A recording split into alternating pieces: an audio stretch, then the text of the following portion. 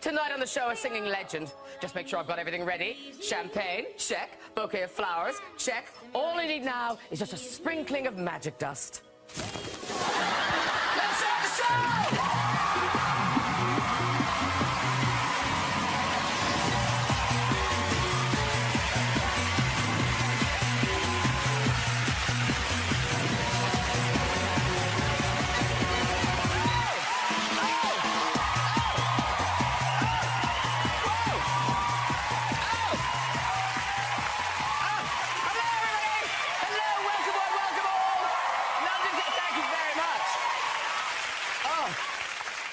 It's like I've got show business dandruff. It's right, what a show we have for you tonight. We've got a very special visit from the legend that is Dame Shirley Bassey, everybody. Dame Shirley Bassey. Comedian, children's author David Walliams is here. Yes. One of Britain's funniest actresses, Tate, is on our show. Director, writer, star of the IT crowd, Ayoade is here. We've got music from the wonderful Annie Lennox, everybody. Oh, good, isn't it? Good, good. It's good. I say it's good. Now, Dame Shirley Bassey, such a big star. She's even been asked to launch a ship. Yes, she has. Here she is with the champagne when she thought no one was looking. My kind of guest, ladies and gentlemen.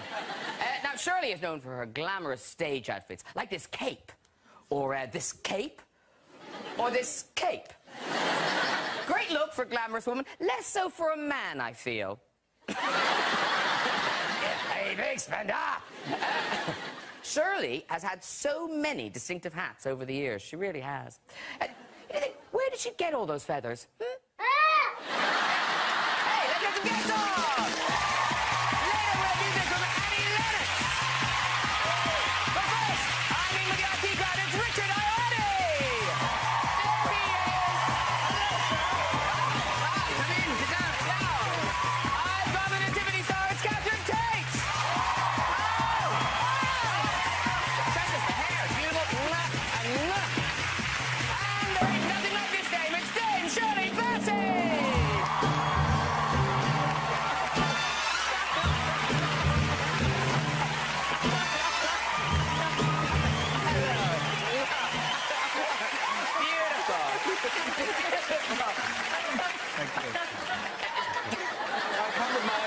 That's a wonderful thing.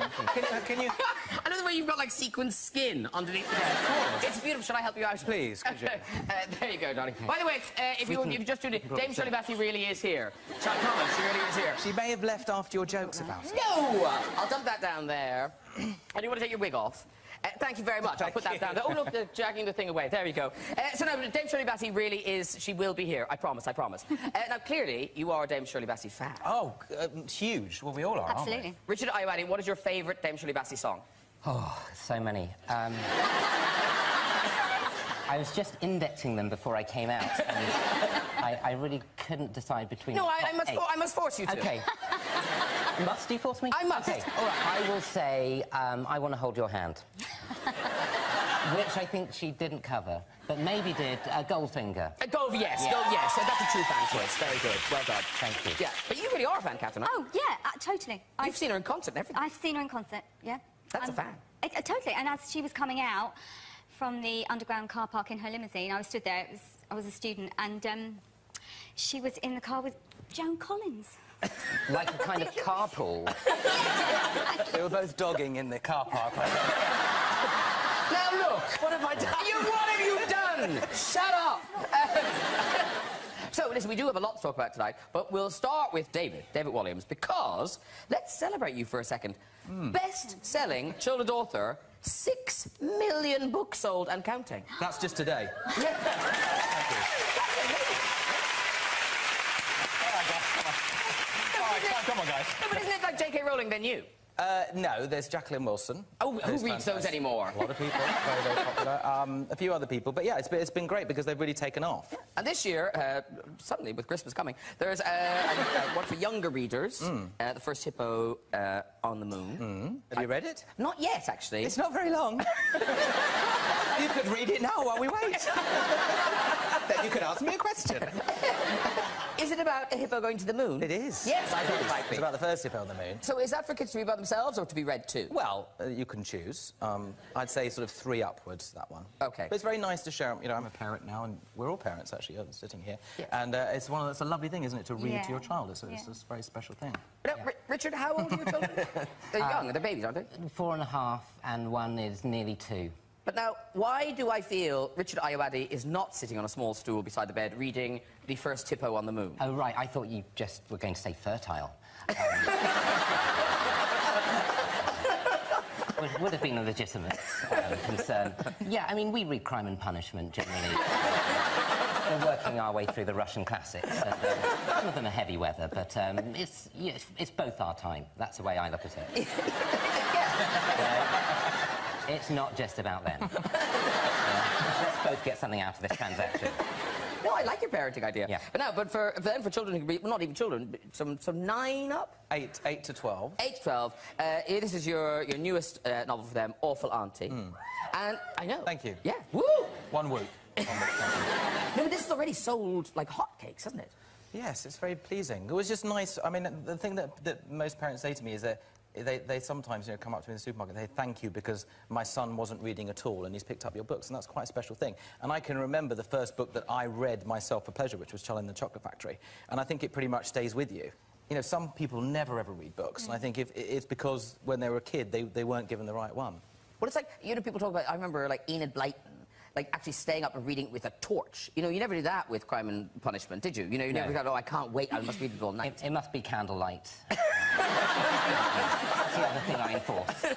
To make sure it's authentic, we get a kind of gritty feel inside there, some smog. But the nice thing, I think, about how successful these books are is that you know that it's genuine. You know, your TV fame isn't impressing kids. Kids don't fake it. I think if they find something boring, they let you know. And I get a lot of letters from kids. I had one recently which said, "Dear David, I'm writing to you because you're my second favourite author." My favourite author is J.K. Rowling, but my teacher said she's going to be too busy to reply, so I'm writing to you. Oh, well, fair enough. Anyway, so I knew someone who knew J.K. Rowling. I thought she might amuse her. I sent it to her. And she wrote back and said, it reminds me of when I went to a school and did a talk, and all the kids were asked to write on a piece of paper what they thought of the talk afterwards. And one of the girls just wrote, "She needs to brush her hair." Harry Potter author at your school. No, she needs to brush her hair. But kids are actually... I don't know, did you send us this letter, or is it online? I think it's something I put on Twitter. Oh, did you put it on Twitter? My Twitter, yeah, I'm on Twitter. This letter. Dear David Walliams, I love your books, but I got one book wasn't very good. The name of the book was Billionaire Boy. It just wasn't that funny. I didn't really think it was that good, but I love your other books, like Gangster Granny and Demon Densons. I'm getting more of your books. Back to Billionaire Boy. I didn't really think it was funny or that interesting. Thank you. Sincerely, Molly. Ajax. That's the kind of letter you want. What I love is... slags off Billionaire Boy. It says a couple of nice things, but you know, let's get back to Billionaire Boy. This is the point of the letter. It's not good. But children, they are very honest, and we've got letters from children being collected on various websites, and we picked out a few. So, dear Mom, thank you so much for being my mom. If I had a different mom, I would punch her in the face. And go find you. That's so sweet. That would make you cry, wouldn't it? You'd come downstairs and you'd cry. You really would. But sometimes when children write, there are difficulties with the spelling. For instance, here's one about a nice teacher they have. Here we go. This is... I like Mrs. Edwards. She is my teacher. I like when she does meth with us.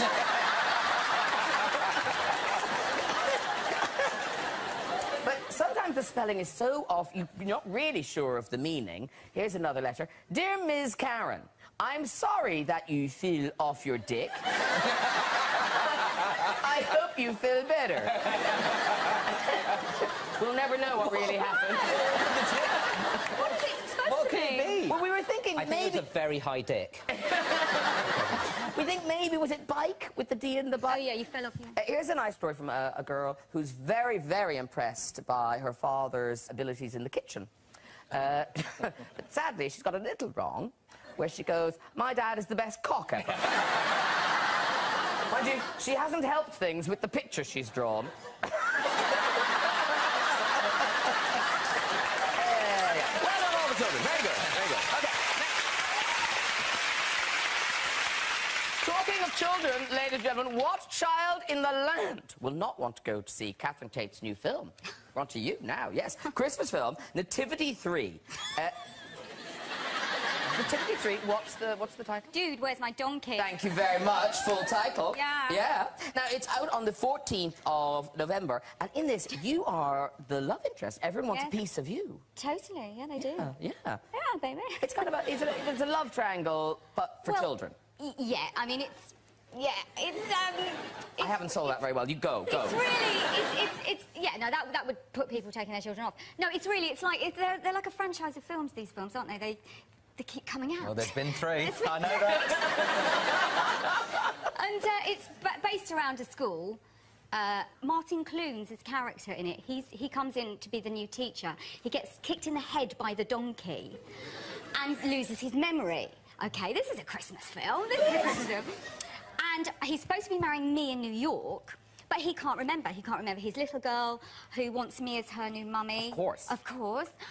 Because her mummy died, and that's sad. But it's OK, because it's Christmas. Crime and Punishment seems quite light going now. Was that death anything to do with the donkey? No. Then they adopted 2 and they died.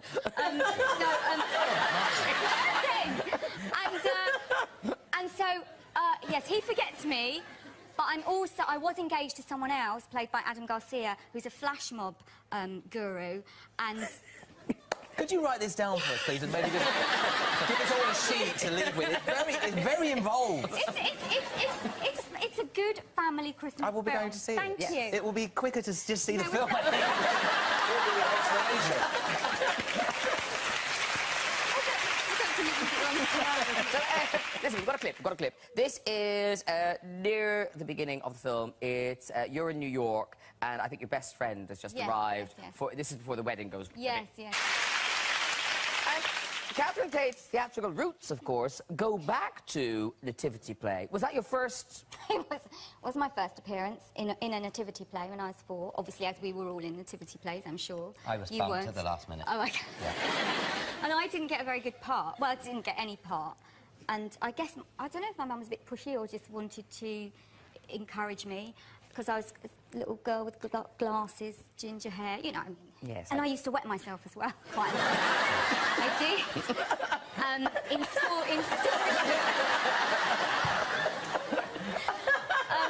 Did you mean to? Do you know what it was? I completely remember... The way she said, I used to wet myself. Yeah. I used to sit there in Story Corner, and we were having a book read to us, and I remember thinking, oh, it would be really embarrassing if I asked to go to the loo. Not thinking how embarrassing it would be once I wet myself and say, I've wet myself. And then they go, Miss, Catherine's wet herself again. But yeah, I used to wet myself. It's so much so that the teachers used to have spare pants in the drawer for me. This was in sixth form. Anyway, so I didn't get a good part because I was terribly shy. I can imagine, yes. I can't even say I can go to the toilet. It's like a therapy session now for you. No, it is. I like it. Go. So your mother shows up. So I came back and said, oh, I haven't got a very good part in the nativity. And my mum said, well, does Sister Dorothy know that you can do an impression of Gary Glitter?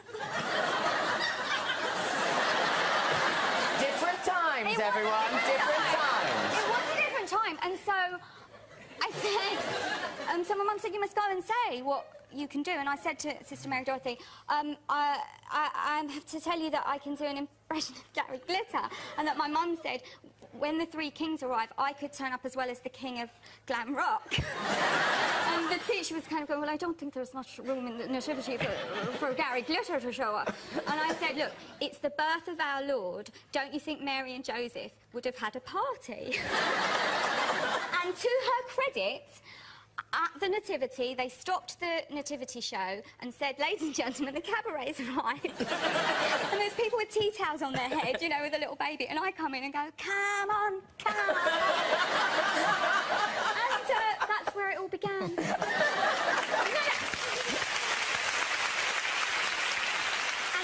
And then, of course, I wet myself. Come on. Come on. Now, listen, everyone, if you like Richard Ayoade, and who doesn't like Richard Ayoade, then... No, stop it. I was genuinely asking you. Then, ladies and gentlemen, you will probably love Ayoade on Ayoade, a book by Richard Ayoade exploring the work of Richard Ayoade. Is that correct, yeah. Richard Ayoade? It is. Yeah. How do you describe this book to people? Well, you know, it is a joke. The fact that it is so... Yeah, I labour that joke. No, it is very funny. It is very funny. It's, we've got our first quote.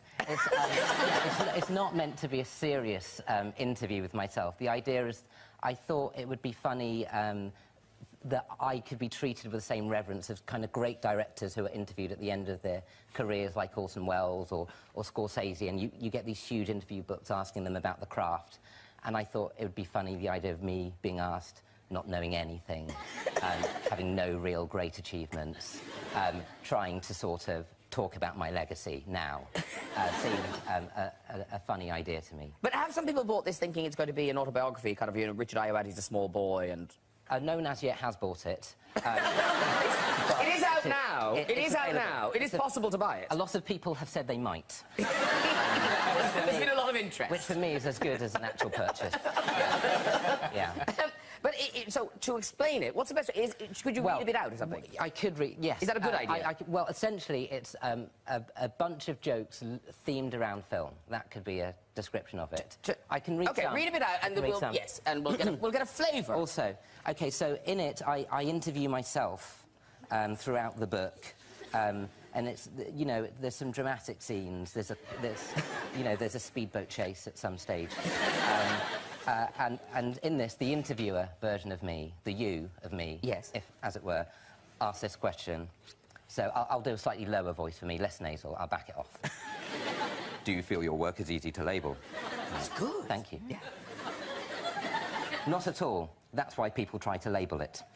They can't pin it down, so they want to put a label on it. I think people who label should themselves be labelled. They should be labelled as labellers with a little label. And then someone should put a pin in them. I don't like being labelled or pinned. I won't allow it. Do you like being labelled? I don't think so. Do you want to put a label on this? Ayoade leans over and gently kisses me on the cheek. Our eyes meet. The kiss becomes full, mouth-based, probing and deep. We end up making love. When I wake up, Ayoade is gone. I have wet myself.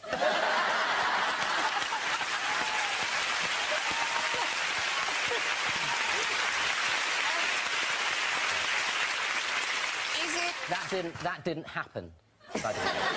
Sort of did. Well, the book's a love story with myself. But is it weird being on a chapter like this, selling the book? Because one of the things in the book is how kind of silly interviews are. Yes, I'm not a brilliant salesperson of anything to do with me, which is a suboptimal position to put both of us in currently. And I must apologise. I mean, really, primarily to you. Interviews are weird. Like, David, what are the questions that make you roll your eyes the most, that you kind of know that you're going to be asked? And you think, well, for the last year, it was mainly questions about Simon Cowell's baby, and I became a sort of spokesperson for Simon Cowell's baby. And it was kind of boring. What do they want to know about Simon Cowell's baby? Basically, the question I got asked was, have you given him any parenting tips? And that's all I basically got asked for about a year. And did you have an answer? I just told him, look, you're going to have to change Louis Walsh's nappies one day. You might as well change your babies.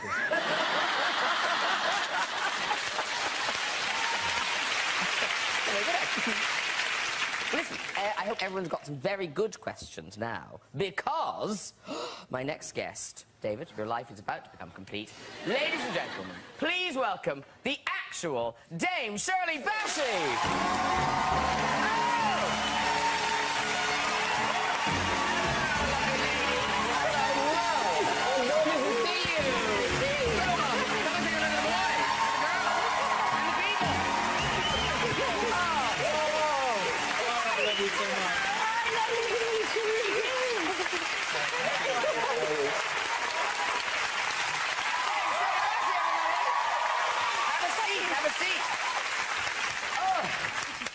How nice to see you! How lovely to see you. I haven't seen you forever. Now, David's been talking about how much he loves you. Oh, yes. Oh, and I love him, but he's married. But we've been in love forever. Well, I've been in love with you then since... he got married. And That was cruel. it's very cruel. But now, I because didn't know you were available. When you kissed me, you didn't know. But we weren't sure. Get a room. But now, we weren't sure whether to mention rock profiles that David and Matt did. We didn't know whether you'd like that or not. Here's Shirley. Well, their version of Shirley. There she is. And who are you Tom Jones? I'm Tom Jones. He doesn't have the range. There was a wonderful documentary on you in the 90s, which was, it was the time you were working the propeller heads, and it showed you Monte Carlo, and we watched that documentary, and it's one of the things you say. You say, have you heard Tina sing Goldeneye? And they say, she doesn't have the range. You said it. You said it first.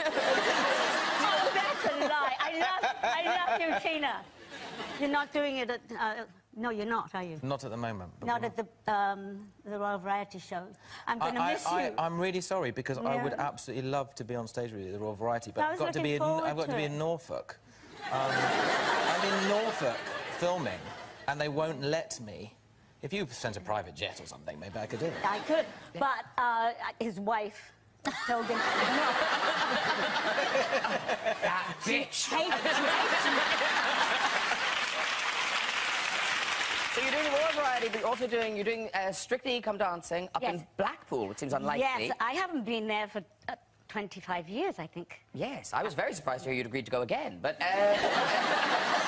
did they tell you it was Blackpool? They just say Strictly Come Dancing. Yes, Lovely, yes. And what are you giving them? Well, because it's 50 years of Goldfinger. Of course. Oh, Goldfinger. And it's Richard's favourite Shirley Bassey song. Really? It's a heck of an endorsement. It may now be a hit. After 50 years. I was on a radio show recently, and Jimmy Page from Led Zeppelin was on it. And I don't know if you know this, but he was a session musician in Abbey Road when you did... Did you know this? Yes.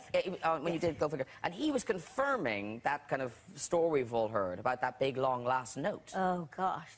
I thought I would pass out. He said you did. He said you were a bit of a... Well, we did have to stop because I was blue in the face. And John Barry... Because I was singing to the credits, you know, the opening credits of the Bond film of Goldfinger, and with this note, and the credits weren't finished. Hold on, and I couldn't. What I was doing wrong was I was singing, he loves gold. I tried to do it all in one. So, quick thinking, I thought, I'll do it. He loves, take a breath, gold.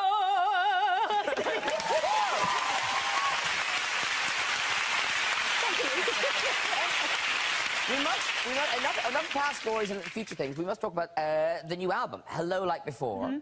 And this is, it says that it's your favourite songs. And I noticed that Goldfinger is on there. Well, it's songs that I've always wanted to do the moment I heard them, and I was never allowed to do because, you know, always the record company said, no, that is not you, that is not you. So finally, Sony said, would you like to do another album? And I said, only if I can do the songs that I want to do, you know. And they gave me carte blanche, and I just hope everybody will love my choices. There's some fab like MacArthur Park's on there. And Sting's, I'm an alien in New York. Yeah, I mean, it's fantastic. Yeah, yeah. And, of course, on the diamond theme, you do Diamonds Are Girls' Best Friends. With Paloma Faith. And, in fact, they've sent us a little clip. This is you and Paloma in the studio. It sounds like you look like... Wowza! Thank you. And I know you're a big Sondheim fan. You do... Is it I'm Still Here you do on this album? Yes, Absolutely. yes. Well, someone else on the couch will be performing Sondheim very soon. Hello. Oh, really? Oh, yes, I read about that. Have you started rehearsal? We have, yeah, and I've never sung on stage before. So I thought it would be a good idea to start with Sondheim because I heard that Sondheim writes for actors and, you know, it's not the kind of glitzy Broadway, ha-ha, kind of thing. It's quite difficult, isn't it? And it's called Assassins. It's about the 9 people who tried to assassinate, successfully or not successfully, various presidents of the United States. And I'm playing a lady called Sarah Jane Moore, who tried to assassinate Gerald Ford. And my song in the show is a 4-part harmony a cappella. That is difficult. You know you're in trouble when Dame Shirley Bassey's going, ooh. I take my hat off to you. I'm kind of holding on to the idea that I hear Sondheim doesn't particularly like a particularly polished sound, in which case he's going to love me. Because I think it's all from the character, isn't it, with Sondheim, and it's all... And this is at the... So you say it's at the Chocolate Factory from... It's at the Chocolate Factory from the 21st of November. But, David, you sing. No, I can't sing. But I thought Moonraker, you sing Moonraker, don't you? Well, to myself. But don't you know all the lyrics to Moonraker? Well, I know some of the lyrics, I think. Where are you? Why do you hide? Is it the moonlight trail that leads to your side? And the Moonraker knows.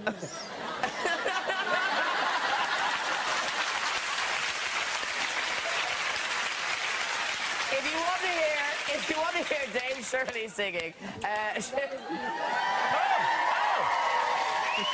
album is out the 17th of November, and so good luck with the album and Strictly and the Royal Variety. Yes. But now That for was our great. musical performance tonight. We go from one singing legend to another. This lady has won more Brit Awards than any other female artist, has sold almost 90 million albums worldwide, performing God Bless the Child. Ladies and gentlemen, please welcome Annie Lennox.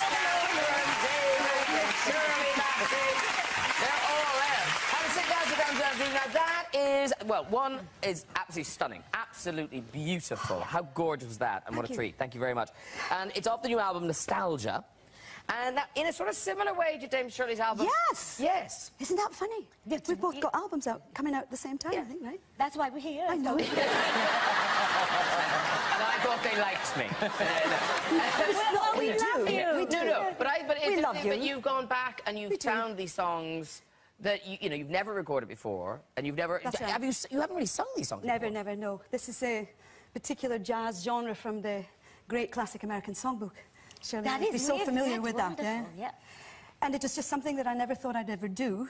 But you understand this. It's nice having us like bookended up. She understands very well. Very well what it is. Yes. You know this experience of singing and what that is and our love of music. It is really the thing that motivates you always. And my 60th birthday is coming up in December. Please don't. No. Don't. Stop it, you. It's tough, but you know, at least I've made it through the decades. I'm here to tell the tale. Yes, cheers. Yes. Cheers. I'll just, I'll cheer with my water here. So. And I just thought, why not? Because after all, the recorded voice is a magical thing. You know, that I was listening to these albums with some of the original recordings, you know, with Hoagie Carmichael and Ella Fitzgerald, and I was really becoming familiar with these wonderful, wonderful artists. And I could hear their voice on recorded music. It's still such a magical thing that you kind of hear music, and years down the line, there it is. It was that one moment when they were there in the studio, and it's there for everybody, for time immemorial. So I just wanted to do it because, for the love of it. It's beautiful. Thank you. And this album is stunning. Thank you so Absolutely much. stunning. Thank you. Congratulations Appreciate that. on it. And now that performance was absolutely beautiful. Annie Lennox. Yeah. Right. Just before we go, time for a visit to the red chair. So who have we got up? Hello. Hello. Hi, who are you? Susan. Susan. Hello, Susan. Where are you from, Susan? I just moved to London from Virginia. Did you move here for love or for a job? With or... my love, my husband. Oh, right, right. Is he British? No, I'm actually British. I got my citizenship last year through my mom. Oh, well done you. Who knew? Susan, she's British. She doesn't have a British accent. Susan, welcome to our shores. So, off you go with your story, Susan. Okay. I was working as a detox therapist. I was massaging my clients' feet with essential oils. Can I just say, you found the right sofa for this. Everyone's delighted with this story. One of her feet had quite a bit of hair on the top of it. Oh, no. And she told me that she had an injury and had to get a skin graft. So they took the skin graft from her pubic area. The skin started growing back pubic hair on top of her. Wow. She was telling me this very nonchalantly. Oh, now my friends call me Pussyfoot. Ha, ha, ha. Very good. But I wasn't laughing, because if I'm going to be massaging someone's pubic hair, I want the choice. I don't want it sprung on me, like, out of the blue as some surprise. So I didn't find it very funny. You ended it badly, but it was a very good... I think if you are a massage therapist, you massage someone's pussy, whether it's on their foot or not.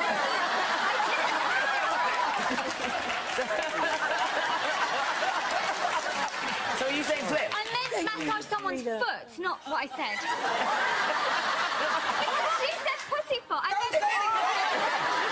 Are we flipping Susan or not? No. No, you won't, Susan. Quick, run. Run, Susan, run. Okay, very good. Who's up next? Who's up next? Here we go. Who's it? Susan. Hello, sir. G'day. Oh, lovely. Australian. It is interesting how no one who actually is from here wants to do this. They've seen the show. Yeah, it's like, does this go towards getting your green card? Well, a work experience. I did the red chair on Grand Norton. Do we pay them? I don't think we do. What's your name, sir? Simon. Where are you from? Sydney. And do you live here now? I do. Do you work here now? Yes, I'm a lawyer. Wow. He works in a bar. Yeah. Lawyer. Yeah. Lawyer in Australia. So he's like, I'm at the bar. That's it. Okay, you're a lawyer. Off you go with your story. Okay, so I used to be in the Navy, and about 14 years ago... Like it already? 14 years ago, I was driving a ship through the South China Sea. Can I stop you there? Piloting Yeah, again. were you really in the Navy? I was motoring my ship through... Okay, we'll believe you. Off you go. Okay, so we're in the South China Sea, and the lookout calls over and said, there's something in the water about 100 yards off the port beam. So we go out and have a look, and dead set, as real as I'm sitting here now, there was a mermaid in the water.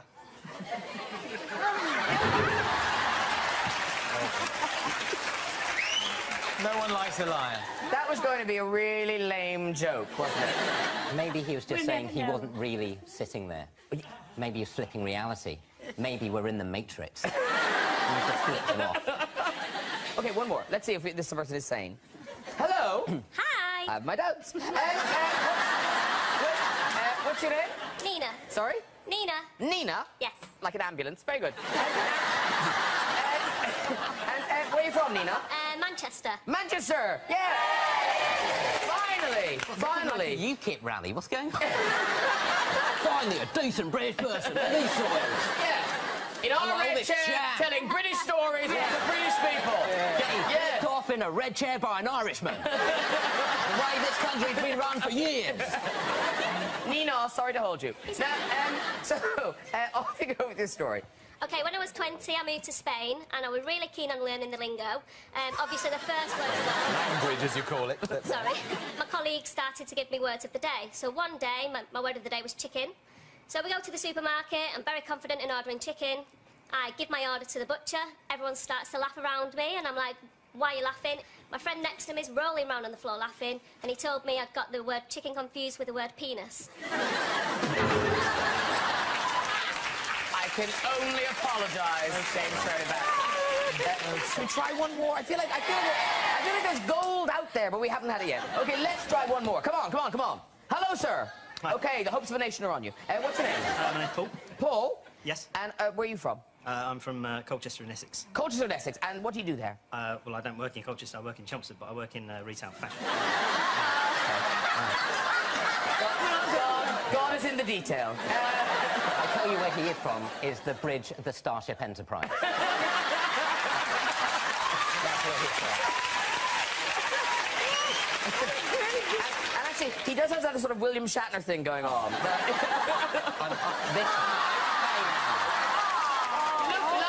You look lovely. Lovely. Off you go with this story. I was working on what was a fairly short construction job at the local zoo. And... Stop it! Jean-Luc Picard is talking. On a fairly hazy morning, I was holding up steel, which I didn't manage to keep hold of, and it slipped from my fingers.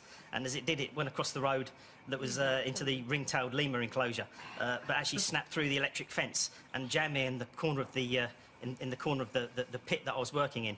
And actually, the electric fence was on quite high, and where I'd got jammed, it actually come up between my legs, and I'd actually got electric shock for a couple of minutes before I could actually move, whereby all the ring-tailed lemurs had actually decided to escape. We had to spend the next 4 hours. Let him go. That's quite a good story. Off you go, quickly. Go, go, go. All right. Well done, everyone. If you want to join us on the show and have a go on the show, you can contact us via our website at this very address. That is it for tonight. Please say thank you to my guest tonight, Annie Lennox, everybody. Richard Ayoade. Captain Tate. David Walliams. And Dame Shirley Bassey. We're not here next week. It's Children in Need. So join me in 2 weeks' time with pop star Ollie Murs, actor Jason Bateman, the mighty Dame Judi Dench, and the one and only Jennifer Aniston. I'll see you then. Good night, everybody. Bye-bye. The Prodigal Brother returns and secrets rip a family apart. The Secrets concludes next here on BBC One, while over on BBC Three, there's over an hour's worth of Family Guy.